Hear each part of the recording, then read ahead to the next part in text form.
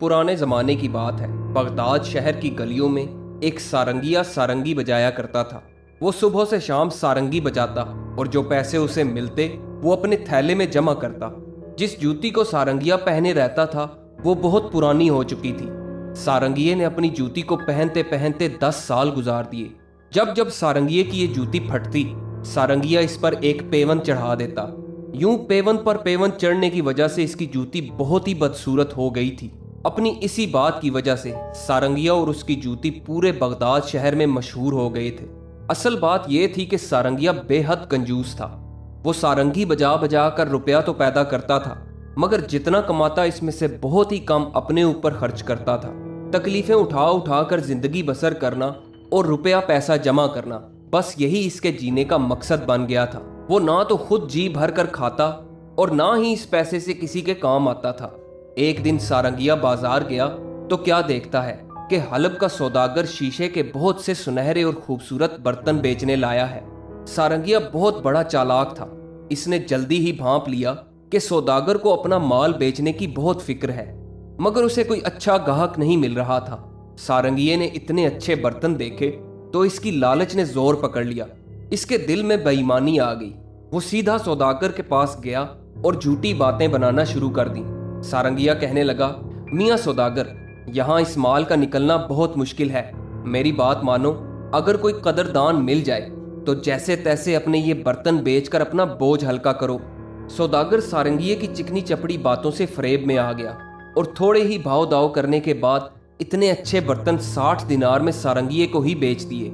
यकीनन अगर वो इस धोखे में ना आता तो यही बर्तन सारंगिये की दी हुई कीमत से 10 गुना ज्यादा कीमत में बिक जाते। सारंगिया अपने दिल में सोचकर बहुत खुश हुआ कि आज तो मैंने सौदागर को खूब उल्लू बनाया। बड़ा आया था वहां से तिजारत करने, अब मैं इन्हीं बर्तनों से कई गुना ज्यादा मुनाफा कमाऊंगा। उन बातों को सोचता हुआ वो एक इत्र फरोश की दुकान पर गया और इससे भी गुलाब का इत्र तरह तरह की चालाकी से सस्ते दामों खरीद लिया। फिर चालाकी से खरीदे हुए इत्र को उन्हीं खूबसूरत बर्तनों में भर लिया। जब वो चीजें लेकर घर पहुंचा तो घर के कमरे में सुनहरे बर्तन सजा कर रख दिए।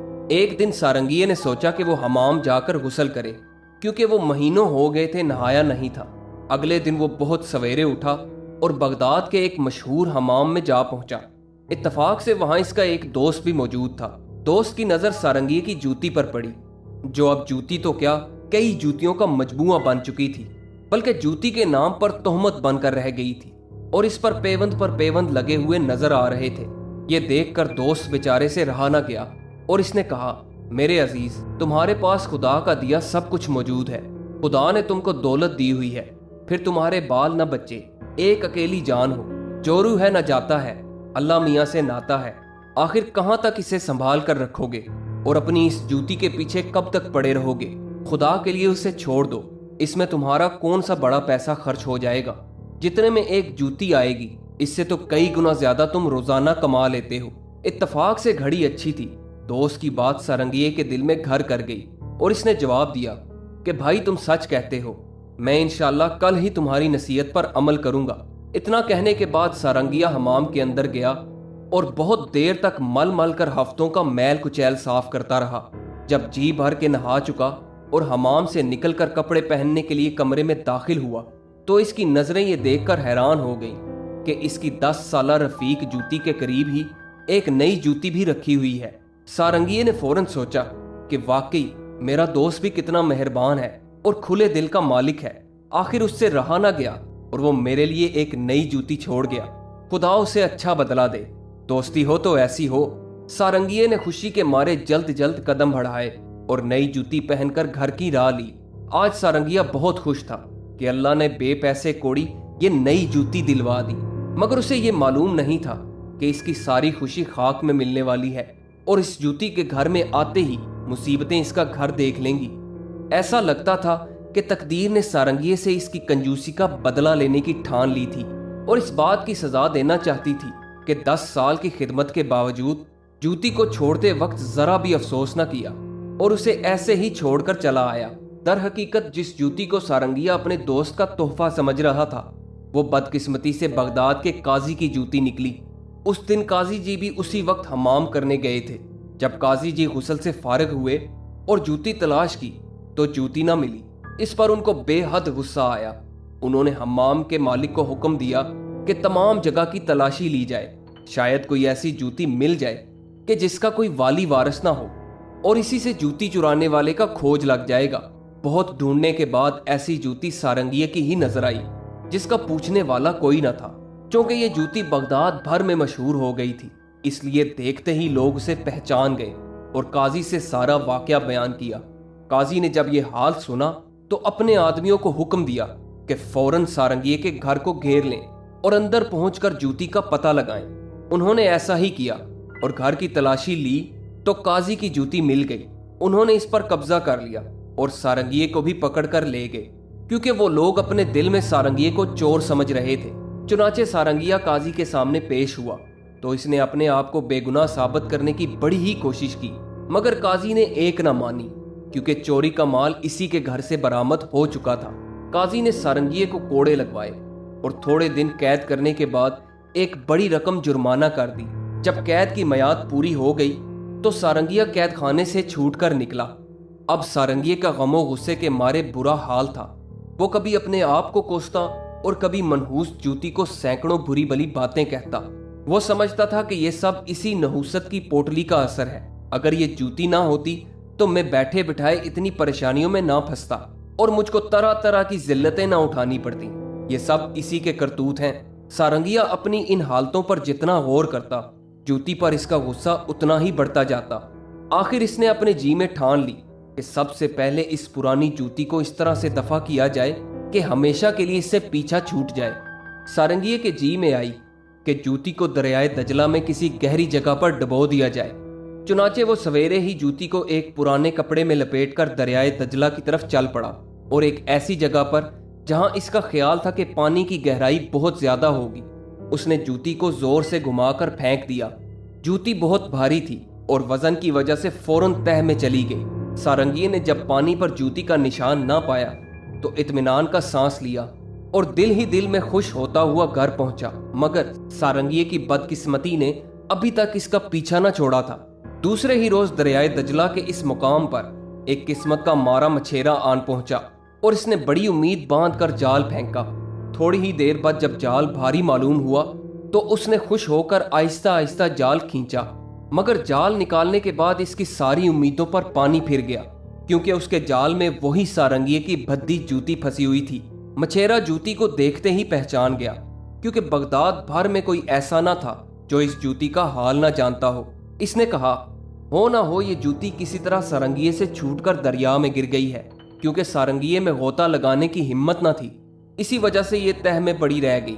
अब मैं उसे सारंगिये को वापस कर दूंगा ताकि वो अपनी खोई हुई चीज पाकर खुश हो जाए। मछेरे ने जूती उठाई और सारंगिये के घर पहुंचा। उसने आवाज दी तो किसी ने जवाब न दिया। मछेरा मजबूरन उसे बगदाद के बाजारों में तलाश करने लगा कि कहीं सारंगिया मिल जाए तो इसकी जूती इसके हवाले कर दे। किस्मत का मारा सारंगिया तलाश करने पर भी ना मिला। मजबूरन मछेरा दोबारा इसके घर की तरफ लौटा और बड़े जोर से दरवाजा खटखटाया कि शायद सारंगिया सो रहा हो तो शोरो गुल से इसकी नींद खुल जाए। जब ये उम्मीद भी पूरी ना हुई तो इसने दूसरे दिन सुबह को फिर दोबारा आने की ठानी। मछेरा उल्टे कदमों वापस होने का इरादा कर ही रहा था कि यकायक इसकी नजर सारंगिये के घर के एक खुले रोशनदान पर पड़ी। फौरन मछेरे को ख्याल आया कि इसकी जूती को इस रोशनदान में से घर के अंदर फेंक दे, ताकि सारंगिया जब घर आए तो उसे उसकी खोई हुई जूती मिल जाए। मछेरे ने आओ देखा ना ताओ, एक ही बार में जोर से जूती रोशनदान से अंदर फेंकी। बदकिस्मती से ये जूती सीधी सारंगिये के सजाए हुए शीशे के बर्तनों पर पड़ी। सारे के सारे बर्तन नीचे आ गिरे और टूटकर किरचियां किरचियां हो गए। साथ ही जिस बर्तन में गुलाब का इत्र पड़ा था वो बर्तन भी टूट गया और सारे का सारा इत्र भी बह गया। जब सारंगिया घर वापस आया और ये तबाही देखी तो सर पकड़कर बैठ गया। सदमे से उसका बुरा हाल था।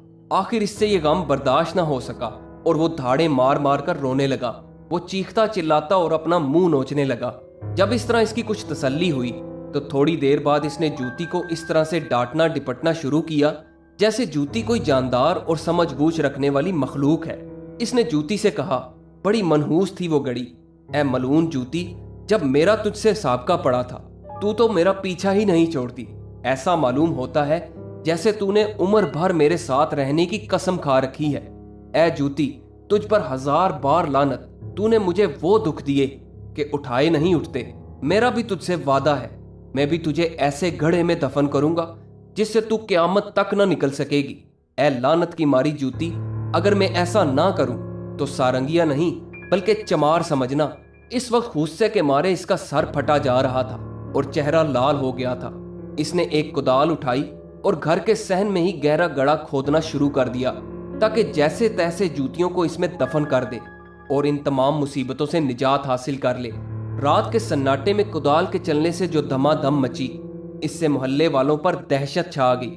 हर एक को यही ख्याल हुआ कि कोई चोर उसी के घर में नकब लगा रहा है और अब घर में घुसना ही चाहता है। वो डरते डरते घर से बाहर निकले और मोहल्ले के चौकीदार को तलाश करके ये वाकया बयान किया। चौकीदार अपने साथियों को लेकर सीटी बजाता हुआ दौड़ता हुआ उधर आया।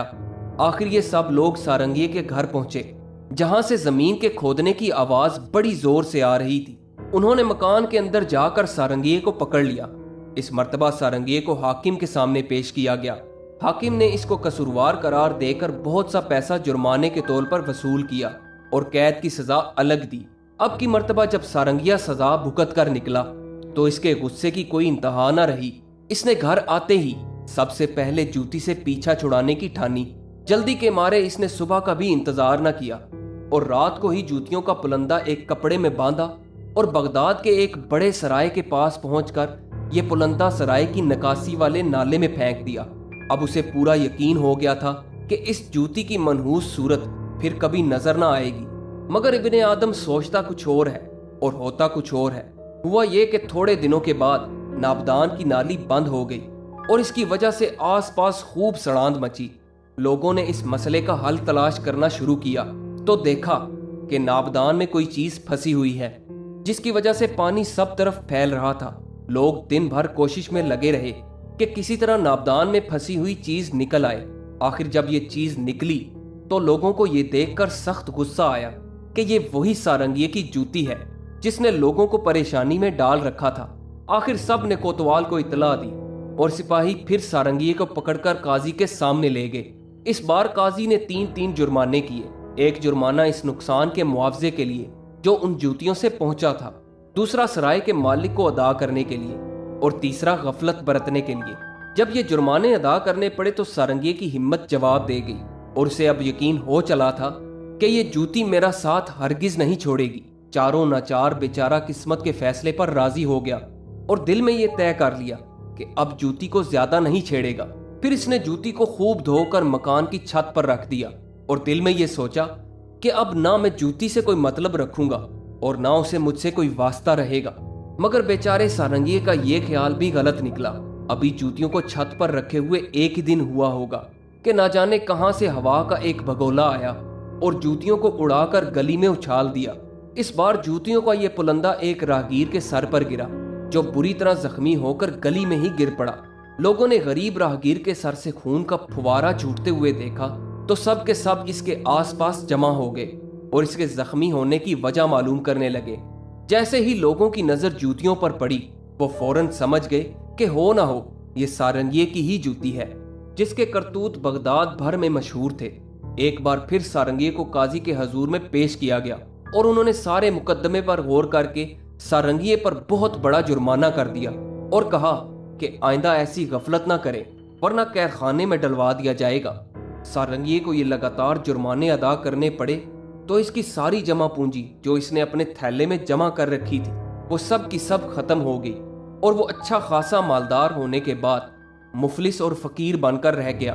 आखिर इसने बहुत सोचने समझने के बाद काजी साहब के यहाँ दरख्वास्त की, जिसमें उसे जूती के हाथों जो मुसीबतें भुगतनी पड़ी सब बयान की। काजी साहब ने सारंगिये की दरख्वास्त लेकर पढ़ी तो हंसते हंसते उनका बुरा हाल हो गया। वो हैरान हो गए कि आखिर इसका क्या फैसला करें। मजबूर होकर सारंगिये ही से पूछा कि आखिर तुम क्या चाहते हो। सारंगिये ने हाथ जोड़कर कहना शुरू किया, हुजूर बस मैं इतना ही चाहता हूँ कि आप खुदा के लिए इस जूती से मेरा पीछा छुड़ा दें। मैं इससे बेहद तंग आ गया हूँ और अब उम्र भर इससे कोई मतलब नहीं रखना चाहता। आप पूरे शहर में डंडोरा पिटवा दें कि अब सारंगिये का इस जूती से कोई वास्ता नहीं रहा। इसकी वजह से किसी पर कोई आफत भी आई तो इसकी जिम्मेदारी मुझ बेगुनाह पर हरगिज ना होगी। आज से ना मैं इसे जानता हूँ और ना ये जूती मुझे जानती है। फिर इसने जूती की तरफ मुंह करके बड़ी दर्द भरी आवाज में कहा, ए राहतों की दुश्मन, ए आफतों की मखजन, ए बदनसीब जूती, ए जड़ नहूस्तों की, कब तक मैं तेरे हाथों सदमे उठाए जाऊं, जा दूर हो इसी दम, फिटकार तुझ पे हर दम। काजी को सारंगिये पर बड़ा तरस आया और इसने पूरे शहर में मनादी करा दी कि अब से इस जूती की वजह से किसी को भी तकलीफ हुई तो सारंगिया इसका जिम्मेदार हरगिज ना होगा। इस मनादी से सारंगिये के दिल को ढारस बंदी। सारंगिये की जूती शहर में हर जगह मशहूर थी। आखिर इसके किस्से एक से दूसरे तक पहुंचते पहुंचते खलीफा के महल में भी जा पहुंचे। मुसाहिबों ने एक दिन इसका वाकया खलीफा से बयान किया। इत्तफाक से इस दिन खलीफा किसी बात पर बहुत नाराज था और अपने दिल में बड़ी ही बेचैनी महसूस कर रहा था। इसने जूती के जो ये हालात सुने तो इसकी उलझन और फिक्र दूर हो गई। गम की जगह खुशी ने घर कर लिया और वो हंसते हंसते लोट पोट हो गया। अब सारंगिये की किस्मत जाग चुकी थी। खलीफा ने मुसाहिबों को हुक्म दिया कि सारंगिये को जल्द से जल्द हाजिर किया जाए। इधर खलीफा सारंगिये से मिलने के लिए बेचैन था, उधर सारंगिया अपने घर में चैन से सो रहा था। इस रात इसने एक अजीब और अनोखा ख्वाब देखा। वो ख्वाब में क्या देखता है कि जूती इससे बातें कर रही है और वो सारंगिये को डांट टिपट कर ये कह रही है कि मेरे हाथों जो तुझ पर बलाएं टूटी हैं उन पर तू मुझ जैसी पुरानी साथी से नाराज है। इतना नहीं समझता कि मेरा इसमें क्या दखल है। ये तो जो कुछ किया खुदा ही ने किया। शायद खुदा तुझे इन तकलीफों में डालकर तेरी कंजूसी के गुनाह से तुझे पाक करना चाहता है और तुझसे ये माल जमा करने की लालच और हवस छुड़ाना चाहता है। ऐ कंजूस सारंगिये, तूने भी तो गजब कर दिया कि अब तक कभी अल्लाह की राह में एक दिरहम भी खर्च ना किया। 10 बरस से तो मैं ही ये तेरी हालत देख रही हूँ। अब अगर तुझे इस हरकत पर खुदा की तरफ से सजा मिल ही रही है तो इस पर तज्जुब क्यों करता है? अभी भी कुछ नहीं गया। अगर तू मुझसे वादा करे कि फकीरों और मोहताजों को अपने रुपए से मदद देगा तो मैं यकीन दिलाती हूँ कि तेरी मुसीबत टल जाएगी, क्योंकि जो शख्स दूसरों के काम आता है वही असल में खुदा की दी हुई नेमत का शुक्र अदा करता है और इसी से अल्लाह खुश होता है। सारंगिया जूती की इस नसीहत पर बहुत खुश हुआ और इसने खुदा को गवाह करके जूती से वादा किया कि अब मैं इसकी नसीहत पर अमल करूंगा और पहले वाली बुरी आदतें बिल्कुल छोड़ दूंगा। अभी सारंगिये ने ख्वाब में जो अपनी बात पूरी भी ना की थी कि किसी के जोर जोर से दरवाजा खटखटाने की आवाज आई। घबराया हुआ उठा और बाहर गया तो खलीफा के सिपाही उसे साथ ले जाने के लिए बाहर खड़े थे। खलीफा का हुक्म सुनते ही इसने जल्दी जल्दी कपड़े बदले और सिपाहियों के साथ हो लिया। खलीफा सारंगिये को देखते ही मुस्कुराया और हंसकर बोला, हाँ भाई, जरा अपनी जूती का किस्सा तो सुनाओ। सारंगिये ने अपना सारा किस्सा खलीफा को कह सुनाया। यह किस्सा सुनकर खलीफा बेहद खुश हुआ और सारंगिये को इतना इनाम दिया कि वो उम्र भर के लिए अमीर हो गया। मगर अब सारंगिया पहले जैसा कंजूस मक्खी चूस न रहा था। इसने ख्वाब में जो जूती से वादा किया था वो पूरा कर दिखाया था। अब वो गरीबों और मोहताजों की खूब मदद करता, खुद भी खाता और दूसरों को भी खिलाता।